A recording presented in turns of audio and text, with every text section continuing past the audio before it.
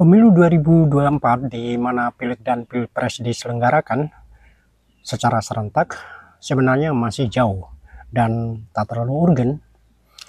Yang menganggap urgen hanya masyarakat partai politik. Itu pun berkait dengan kepentingan pragmatis mereka berebut kekuasaan.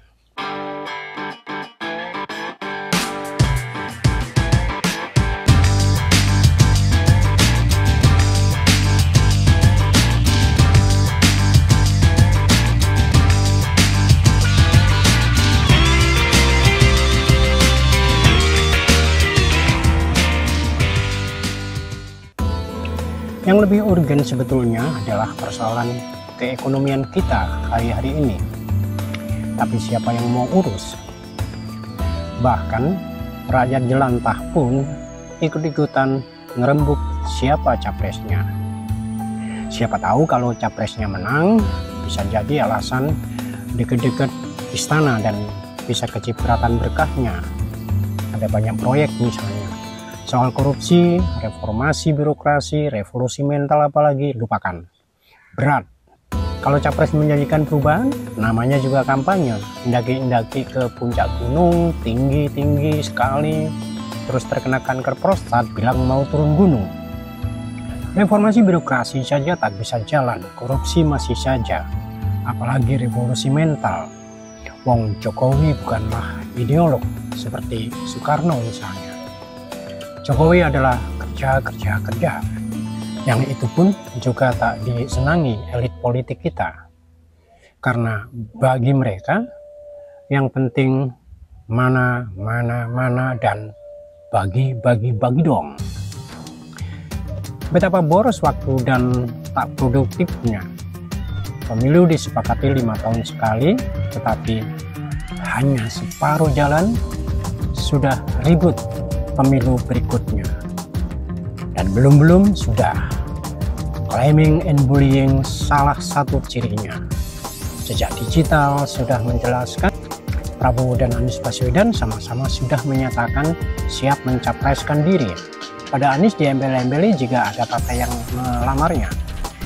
Maka terlihatlah Yusuf Kala sibuk di dapur tanpa harus menunjukkan dapurnya. Tahu-tahu di sebuah masjid di Malang ditemukan selebaran tabloid pendukung Anies. Pemernya Ramadan Pohan, orang dekat SBY di Demokrat. Jika tak ada partai yang melamar, apa susahnya bagi Davos Man meminta Yusuf Kala menyiapkan semuanya. Di situ terlihat SBY memang kagak ada api-apinya dibanding JK. Di samping dua itu ada AHY yang meski ketua umum partai, tapi kalaupun cawapres ya lumayan lah.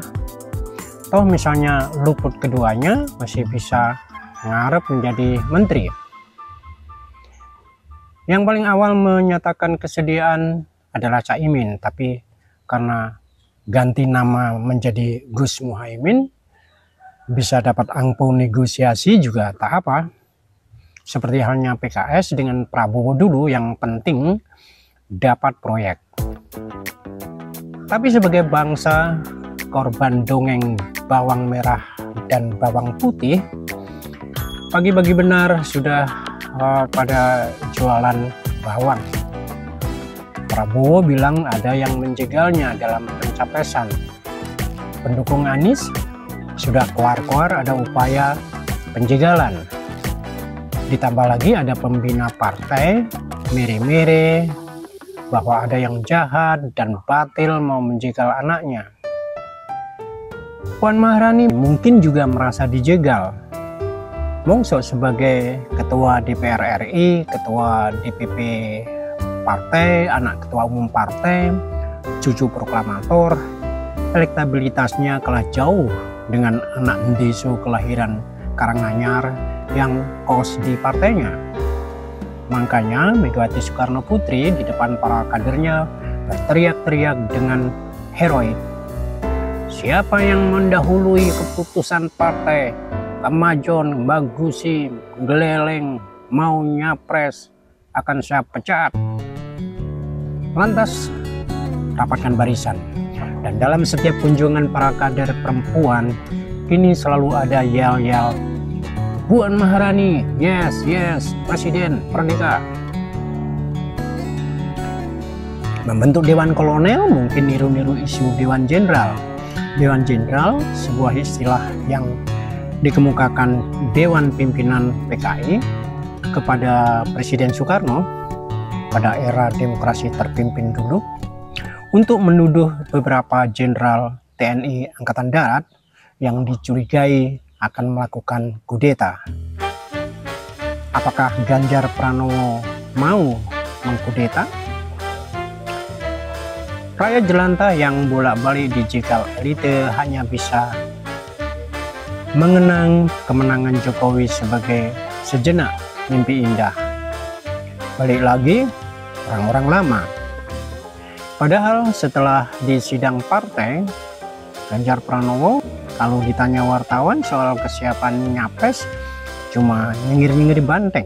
Apalagi ketika ketahuan ikut musrah Jokowi. Makin dipacul-paculah dia oleh Bambang. Dongeng bawang merah, bawang putih, victim playing adalah ciri politikus busuk Indonesia. Bermain korban, berlagak menjadi korban, atau berpura-pura teraniaya. Victim playing atau playing the victim adalah sikap seseorang yang seolah-olah berlagak sebagai seorang korban untuk berbagai alasan. Mungkin untuk membenarkan pelecehan terhadap lian, memanipulasi orang lain, strategi pencitraan, mencari perhatian, atau tidak bertanggung jawab pada amanat yang diberikan padanya. Apakah rakyat jelantah masih menyamakan Pilpres dengan ajang kontestasi diva dangdut atau pelawak stand up comedy, di mana yang paling melarat dan menderita akan lebih banyak dapat simpati dan dimenangkan? Atau dari dongeng bawang merah dan bawang putih, kita akan beranjak ke Putri Cinderella dengan sepatu kaca, atau Putri Salju dengan 7 dewan kolonel, 7 kurcaci. Bagaimana kalau ternyata sang pangeran yang mencium Putri Cinderella adalah Ganjar Pranowo?